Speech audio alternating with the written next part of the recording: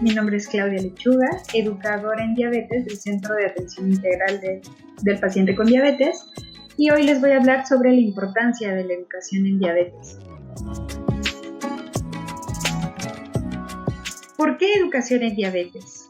Bueno, quiero mostrarles esta editorial que salió hace un tiempo en la revista Lancet, que lleva como título Educación en diabetes, la clave de un mañana brillante. En esta editorial puntualizan que el conocimiento es poderoso y el conocimiento en diabetes lo es más porque salva vidas. Puntualizan también que mejorar la educación en diabetes no solo es la clave para detener el avance de la enfermedad, sino también reducir los crecientes costos que generan las complicaciones agudas y crónicas, y también nos va a ayudar a mejorar la alfabetización en salud en general, que los pacientes conozcan más sobre su enfermedad. ¿Qué pasa con la educación en diabetes en México? En esta imagen del ENSANUD 2016 podemos observar las diferentes medidas preventivas seguidas por los pacientes con diabetes. Algo que llama mucho la atención es que aquellos pacientes que recibieron educación en diabetes en el último año solo fueron 9.3%. Esto es un número muy bajo comparado con aquellos que no realizan medidas preventivas, y que fue un 46%. Cabe señalar que no llevaron a cabo medidas preventivas, y tal vez en muchas de las ocasiones no porque no quieran, sino porque no tienen conocimientos adecuados para hacerlo. Eso está respaldado con este artículo que salió hace un par de años sobre la educación en diabetes y comportamiento de los pacientes en México. Los autores concluyen que el conocimiento en diabetes es insuficiente y que se necesitan intervenciones que pueden promover mayor adherencia a conductas de autocuidado. Pero para promover el autocuidado, los pacientes necesitan conocimientos generales y también desarrollo de habilidades que nos van a ayudar a tener este autocuidado. Y bueno, educar es algo sencillo. ¿Y qué pasa con educar en diabetes? Bueno, la educación en general tiene una problemática. Y la problemática aquí está esquematizada con un médico y un paciente, en donde el médico está dando las indicaciones al paciente. Deje de comer, deje de tomar alcohol, deje de fumar, deje. Cuando el paciente llega a casa y lo cuestionan sus familiares sobre qué te dijo el médico, no sé, dejé de escuchar. Aquí está el fondo de la problemática de la educación. Se dijo, pero no se escuchó. Se escuchó, pero no se entendió. Se entendió, pero no se aceptó. Se aceptó, pero no se llevó a la práctica. O si se llevó a la práctica, pero ¿por cuánto tiempo? Hay que romper barreras en cuestión a la educación en diabetes. Actualmente, todavía se sigue pensando que para educar es suficiente tener conocimientos en diabetes, que es un proceso independiente del programa terapéutico, que el cuidado de la salud sigue siendo responsabilidad del profesional de la salud, que la educación es solo transferencia de conocimientos y que es un evento temporal. Entonces, ¿por qué educar en diabetes? Aparte de lo que ya vimos, nuestro objetivo es que los pacientes sean los principales responsables del control de su enfermedad. Sin embargo, para que obtengan esta responsabilidad, requieren de los medios y la preparación adecuada para asumirla. ¿Y quién va a dar esa responsabilidad? ¿Quién va a dar esos conocimientos? Pues nosotros, como profesionales de la salud. Es en este contexto que las estrategias de educación en diabetes hoy en día tienen una gran importancia. Todos los profesionales de la salud debemos asumir un rol educativo como parte de nuestras funciones, sin importar el área en la que estemos. Nuestra intención es llevar a los pacientes al empoderamiento. Debemos colaborar con ellos, pero ellos deben ser el centro de la educación. Debemos descubrir y desarrollar la capacidad inherente de los pacientes, que ellos descubran esa capacidad que tienen para ser responsables y actuar sobre su diabetes. Los consultantes son los expertos en sus propias vidas y los responsables de la toma de decisiones para el autocontrol de la diabetes. Entonces, viene un concepto que desarrolló la Asociación Americana de Educadores en Diabetes, y este concepto es educación terapéutica en diabetes. La educación terapéutica es la herramienta fundamental para conseguir, motivar y capacitar al paciente, a su familia, en lo que se relaciona al autocuidado de la diabetes. Incluye conocimientos, motivaciones, habilidad de autocuidado y autocontrol dirigidas hacia los cambios de conducta y hacia el empoderamiento. Recordemos, por favor, que es un proceso continuo a través del cual las personas con diabetes adquieren estos conocimientos que nos van a ayudar a lograr un control de la enfermedad. Es un proceso que promueve cambios, promueve conceptos, promueve comportamientos, pero también ayuda a reforzar conductas positivas. Se habla de educación terapéutica en diabetes cuando, pues, el paciente es protagonista de la educación. Cuando participa la familia y el equipo multidisciplinario, cuando hay un programa planificado y progresivo, cuando hay coherencia entre los objetivos de aprendizaje y las necesidades identificadas, cuando es flexible en el contenido, cuando cubre las necesidades clínicas y psicológicas, educativas, y también es adaptable al nivel y al contexto cultural. Hoy en día, los objetivos de la educación terapéutica en diabetes ya no se centran únicamente en apoyar la toma ya no se centran únicamente en el control de la glucosa. Se centran, entre otras cosas, en apoyar la toma de decisiones informadas, en tener comportamientos de autocuidado y mantener estos comportamientos, en llevar al paciente a convertirse en un aliado del equipo de salud y tener colaboración con el equipo médico y mejorar resultados clínicos del estado de salud y la calidad de vida. Es bien conocido ya el impacto de la educación terapéutica en diabetes, pero entre muchas cosas nos va a ayudar a que los pacientes vean cambios en cuestión a su peso, que haya mejoría en la calidad de vida, que haya disminución de los costos de atención, tanto de complicaciones agudas como crónicas, que haya mejoría en las metas de control de lípidos y presión arterial, que haya menos hospitalizaciones, y está documentado que la educación en diabetes puede llegar a reducir hasta 1.4% los niveles de hemoglobina glucosilada. Aquí observamos de manera más gráfica el impacto de la educación. De aquellos pacientes, se compararon los grupos de pacientes que recibieron educación y que no recibieron educación en cuestión a el desarrollo o las amputaciones. Observamos aquí que los pacientes que tuvieron un programa de educación en diabetes redujeron de manera significativa las amputaciones.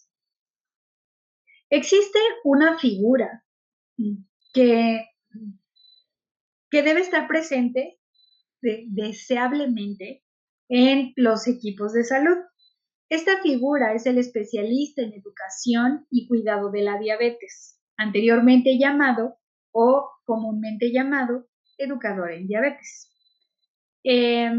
La Asociación Americana de Educadores en Diabetes cambió su nombre precisamente a Asociación de Especialistas de educación y autocuidado de la diabetes. Estos profesionales de salud han alcanzado un conjunto básico de conocimientos y habilidades, tanto en ciencias biológicas, sociales, comunicación, asesoramiento y educación. Y tienen experiencia en el cuidado de la diabetes y de las afecciones relacionadas con este padecimiento. Bueno, entonces, nuestra intención es que formar un equipo de salud con los pacientes, los profesionales de la salud, las personas que viven con diabetes, su familia y el entorno social. Bueno, y ahora ya hablamos de generalidades de la educación terapéutica. Y ahora, ¿qué y cómo vamos a educar? ¿Qué estrategias vamos a implementar? Para empezar esta sección, me gustaría leerles esta frase: haciendo las cosas es como aprendemos a hacerlas. Y de eso se trata la educación terapéutica. ¿Qué vamos a enseñarle a los pacientes? La Asociación Americana de Educadores en Diabetes o la Asociación Americana de Especialistas en Atención en Diabetes y Autocuidado desarrolló los 7 comportamientos. Y los 7 comportamientos, por favor, tómelos como bases de conocimientos básicos que deben tener los pacientes. Los pacientes deben ser capaces de resolver problemas. Esto es, deben ser capaces de resolver una hipoglucemia. Deben ser capaces de saber qué acciones llevar a cabo cuando tienen alguna enfermedad. Deben reducir riesgos, es decir, evitar tener horas de ayuno, evitar tener situaciones que puedan enfrentarlos a descontrol de su enfermedad. Monitoreo de glucosa, y no solo de glucosa, presión arterial, monitoreo de metas de control, monitoreo constante. La toma de medicamentos también forma parte de los comportamientos de autocuidado. Los pacientes deben saber por qué tomar medicamentos, por qué deben tomar específicamente ese medicamento que les recetaron, para qué sirve, para que podamos lograr una adherencia a la toma de medicamentos un poquito mejor. Alimentación sana. Los pacientes deben aprender que la alimentación saludable forma parte es pilar angular del tratamiento en diabetes. Sobrellevar la diabetes de manera saludable, es decir, afrontamiento saludable de la diabetes, cuestiones de salud mental y ser activo. Bueno, existen diferentes métodos de educación. Recordemos que la persona con diabetes tiene conocimientos buenos o malos, tiene creencias en diabetes buenas o malas también, tiene actitudes, tiene entornos, tiene factores de riesgo cardiovascular o factores de riesgo en otro sentido, tiene preferencias individuales. Bueno, entonces vamos a tomar al paciente con diabetes y en base a eso vamos a generar un programa educativo, y este programa lo podemos impartir de 2 maneras: a través de la educación individual o a través de la educación grupal.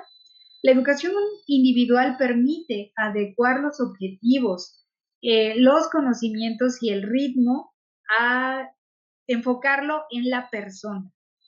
El método grupal nos va a ayudar a complementar la educación individual. Debemos desarrollar objetivos de educación, y estos objetivos se dividen en objetivos de aprendizaje, que es donde los pacientes van a obtener los conocimientos. Pero también vamos a desarrollar objetivos de comportamiento. Y los objetivos de comportamiento es llevar a cabo o llevar a la práctica los objetivos de aprendizaje. Hay que recordar, no debemos olvidar más bien, que existe la curva del olvido. La curva del olvido, cuando nosotros proporcionamos una intervención a los pacientes, a la semana de que la proporcionamos ya solo recuerdan el 85%. A las 2 semanas, el 25%. A las 3 semanas, el 15%. y a las 4 semanas solo recuerdan el 5% de lo que les enseñamos. Así que si vamos a ver a nuestros pacientes al mes, hay que recordar esto. Y desafortunadamente no siempre se ven a los pacientes cada mes.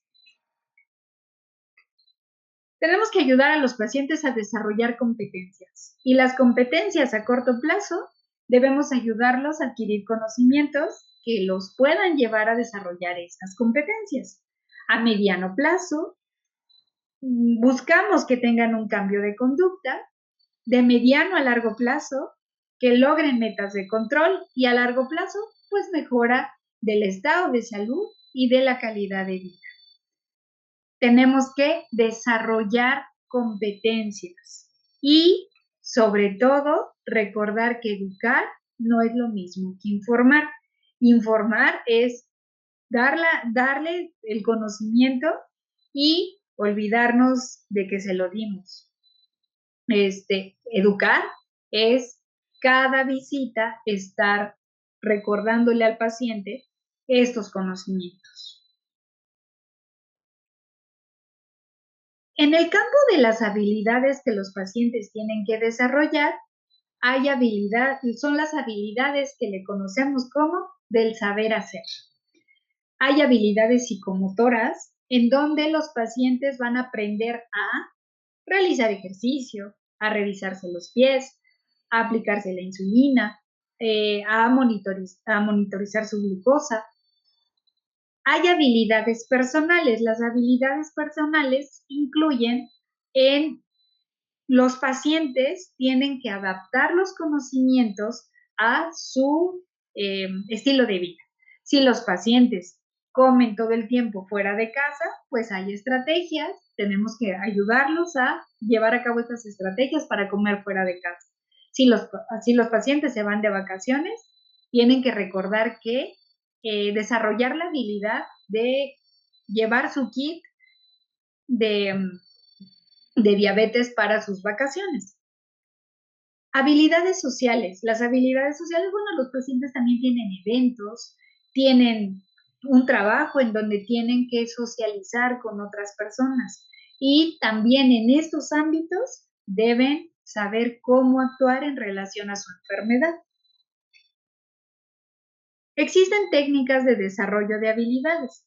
Por ejemplo, la demostración con entrenamiento. Si vamos a enseñarle a monitorizar su glucosa, pues vamos a verificar dónde se debe realizar la punción, que lleven su equipo, verificar si al menos los pacientes saben utilizar su equipo o si dependen de otras personas. Si este es el caso, la recomendación es darles la confianza, orientarlos para que ellos puedan llevar a cabo, sean autosuficientes y ellos pueden llevar a cabo su monitoreo. Se les explica la habilidad a desarrollar y a llevarla a cabo. En el caso de la aplicación de insulina, debemos verificar si los pacientes están inyectando bien, si están marcando la dosis correcta o si nos están marcando menos o más unidades. Y estas son las habilidades que llamamos psicomotoras. Las habilidades personales, la técnica es la ayuda a la toma racional de decisiones, es lo que les decía. Hay que definir y analizar el problema, es decir, voy a comer fuera de casa, ¿qué tengo que hacer? Voy a buscar las alternativas más adecuadas y voy a llevar a cabo mis conocimientos que ya obtuve. Y las simulaciones operativas me van a ayudar mucho con las habilidades sociales. Vamos a plantear de forma oral o escrita alguna situación en la que esté implicada la habilidad y pedirle que diga qué es lo que haría en dicha situación. Por ejemplo, algo que funciona bien es poderles plantear un caso. ¿Y usted qué haría? ¿Y usted cree que esto estuvo bien hecho? Entonces, eso ayuda muchísimo. Todo esto que acabamos de platicar se engloba en un programa educativo. El programa educativo lleva 4 fases importantes. 1, la valoración. Aquí van a entrar datos relativos a información demográfica, estilo de vida, historia clínica del paciente, con conocimientos, creencias, factores culturales, si el paciente sabe leer o no. entre otras, estatus económico. La planificación, que es la segunda fase, establece objetivos individualizados, les decía, objetivos de aprendizaje y objetivos de conducta. Y seleccionar las estrategias educativas adecuadas. ¿Cómo vamos a llevar a cabo esta sesión individual, grupal? ¿Cómo nos funciona mejor? Vamos a llevar a cabo la implementación del programa educativo. Recuerden que cuando estén ante un grupo de pacientes o ante un paciente, algo que funciona muy bien es hablarles lo más sencillo posible, evitar la jerga médica, utilizar lenguaje sencillo, utilizar lenguaje claro y siempre evaluar que se haya entendido la sesión que dimos en ese momento o el tema del que hablamos en ese momento. Y el cuarto es la evaluación, que la evaluación está hasta el final, pero en realidad se tiene que estar evaluando todo el tiempo. Si vamos a implementar el día de hoy con el paciente, enseñarle a la aplicación de insulina, finalizar la sesión, preguntándole al paciente que nos explique ahora él cómo, si entendió la indicación que le dimos. Se recomienda una evaluación a largo plazo a los 3 y a los 6 meses y también o en cada consulta. Vamos a medir la eficacia mediante la evaluación de la actitud respecto a la salud y al estado sanitario. Aquí también, ¿qué nos va a servir para la evaluación? Pues nos va a servir las metas de control metabólico. ¿Alcanzaron las metas o no? ¿Cuándo vamos a educar? Nos dice la Asociación Americana de Diabetes, la Asociación Americana de Educadores en Diabetes y la Asociación Americana de Nutrición y Dietética, la Academia de Nutrición y Dietética, emitieron una posición conjunta sobre la educación terapéutica en diabetes con un algoritmo que proporciona al profesional de la salud estrategias para brindar educación y apoyo a los adultos que viven con diabetes. Y ellos proponen 4 momentos críticos, al menos para la educación en diabetes. El primer momento crítico es cuando se debe educar, cuando se dé un diagnóstico nuevo. Cuando quiera asegurarse de que se aborden la salud nutricional y la salud emocional del paciente. El segundo momento crítico es cuando se deban evaluar los conocimientos y destrezas en pacientes que tienen diabetes de largo tiempo de evolución y educación previa limitada. Y también cuando el tratamiento no sea eficaz. Hay que explorar por qué no está resultando eficaz en ese paciente. Otro momento crítico es cuando aparezcan factores que crean complicaciones, tanto agudas como crónicas. Cuando salgan situaciones a las que el paciente no sabe cómo actuar. Afectaciones al estado de salud, no relacionadas o no con diabetes. Y el cuarto momento crítico es en los momentos de transición de la vida o el cuidado. Cambio en la situación la situación de vivienda, en la situación de trabajo, en la pérdida de algún familiar.